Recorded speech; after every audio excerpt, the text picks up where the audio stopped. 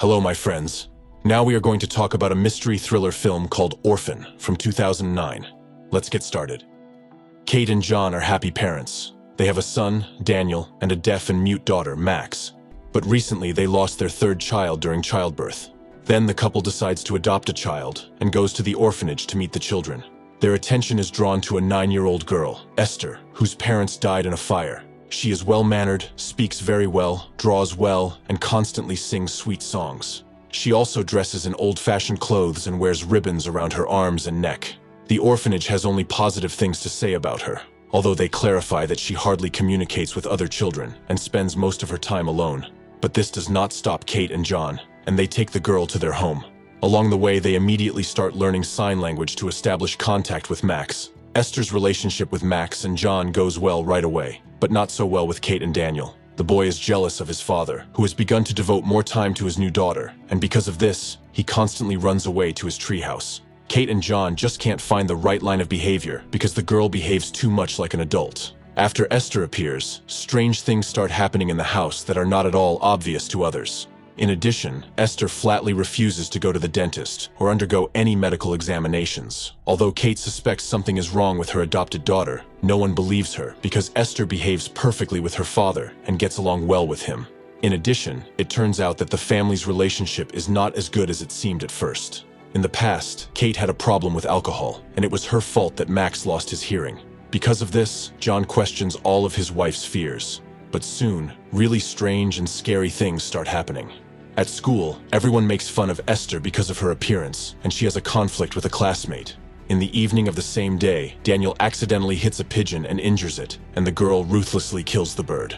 In order to somehow improve her relationship with her adopted daughter, Kate decides to teach her to play the piano and tells her the story of their dead child, while showing her a greenhouse with roses that symbolizes eternal love.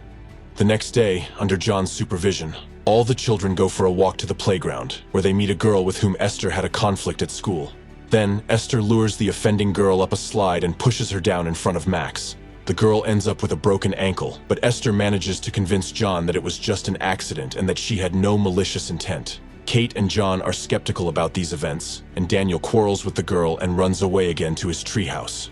As a punishment, John takes away his keys and forbids him to go there.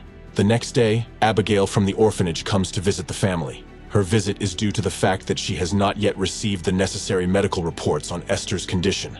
In addition, she studied the girl's personal file in more detail and came to the conclusion that everything is not so smooth, and Kate's doubts are not unfounded. Esther has never been seen doing anything negative, but trouble is always happening around her. During all the conflicts or accidents, she was somewhere nearby, though not directly involved. The fire in her previous family's house was no accident. After overhearing the conversation, Esther grabs Max and decides to take revenge on the woman when she leaves their home. When she sees the woman's car on the road, Esther pushes Max in front of it, forcing the woman to pull over. When she gets out of the car to check on Max, she is immediately hit with a hammer. After the murder, Esther forces Max to help her hide the body, and then goes to the treehouse to change the bloody clothes into clean ones and hide them there with the hammer. Frightened, Max doesn't tell anyone, but Kate already realizes that something is wrong and decides to take Esther to her psychiatrist. However, the girl manages to deceive her, and she decides that there is nothing wrong with the child, and the problem is with Kate, who does not try to establish a relationship with her adopted daughter, but rather does everything to make her uncomfortable. After that, the couple's relationship finally deteriorates, and they start quarreling constantly. In the evening, the police arrive to find Abigail's corpse in the woods. After interviewing the family, they leave, and Kate finally realizes that something is wrong with her sisters. John again refuses to listen to her, and this leads to a new conflict in the family. Esther sneaks into Daniel's room at night, and threatening him with a knife, she forces him to keep quiet. That's why in the morning, when his mother asks him about it, he answers that he has no conflicts with his sisters. Max confirms the same. At the same time, Esther begins to turn John against his wife. She claims that the woman hates her and is doing everything to get her back to the orphanage. John advises the girl to do something nice for her foster mother. She agrees and cuts the roses that were planted in honor of her deceased daughter. She gives these roses to Kate. To completely discredit Kate in the eyes of others, Esther sneaks into the basement at night and breaks her arm. She then tells John that it happened when she wanted to give Kate the flowers. The couple has another conflict, and Kate then goes to the store to buy alcohol. However, she stops at the last moment and pours the alcohol into the sink. In the morning, Kate drives all the children to school.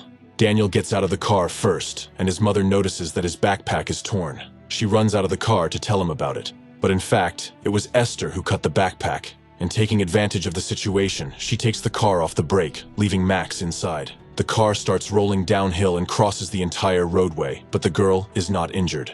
Then John and the psychiatrist decide that the woman needs to be sent to rehab because she has obvious mental problems, and the empty bottle in the trash indicates that she has started drinking alcohol again.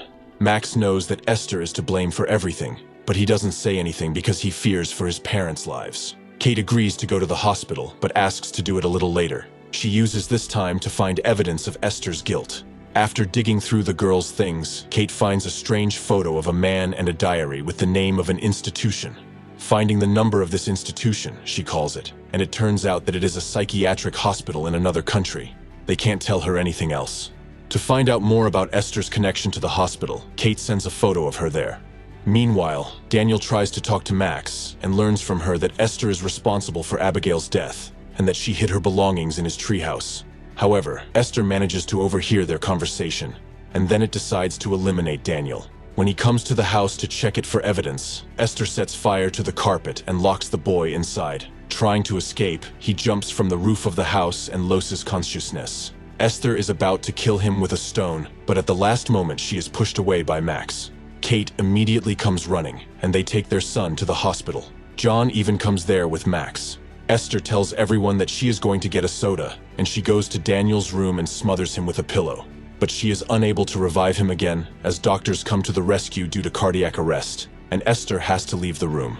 Hearing that her son's heart has stopped, Kate finally loses her temper and beats Esther in front of everyone. After that, she is officially admitted for treatment. This leaves only John, Max, and Esther in the house. In the evening, Esther puts on makeup and tries to seduce John, but he rejects her. At the same time, Kate is in the hospital. A doctor from the hospital where she sent Esther's photo contacts her. He informs her that the girl's real name is Lena, and that she is not 9 years old, as her foster parents think. It turns out that she is a 33-year-old woman who suffers from a rare disease that makes her look like a child. She also has serious mental disabilities and uncontrollable outbursts of aggression, so she was kept in chains at the clinic and has scars on her neck and arms. It is these scars that she covers with ribbons. Moreover, this is not Lena's first attempt to move into a family under the guise of a child and then try to seduce the father. However, each time it ended in refusal and mass murder. Thus, she already has at least 7 victims. The woman immediately runs away from the clinic and rushes home, calling the police on the way. But she can't get through to John, because Esther has already eliminated him and is now looking for Max, who managed to escape. Upon arriving home, Kate discovers her husband's body and is immediately shot in the shoulder by Lena, who couldn't find Max but has acquired a gun. After a short chase, all 3 end up in the greenhouse. Lena shoots Max several times, but misses. Kate manages to get to the roof and jumps on top of Lena. This causes her to lose consciousness. The mother and daughter run out of the house into the woods and run to the road, where police cars are already visible. However, at the last moment, Lena catches up with them and wounds Kate again. A fight breaks out, and the women fall through the ice. Kate manages to get out, but Lena grabs her leg and tries to drag her away. The film ends with the police finding Kate and Max by the lake. If you have watched the video so far, you should know that I am happy to have viewers like you. Thank you for watching to the end. Subscribe to the channel and follow the news. Klontsak Recapped was with you. See you soon.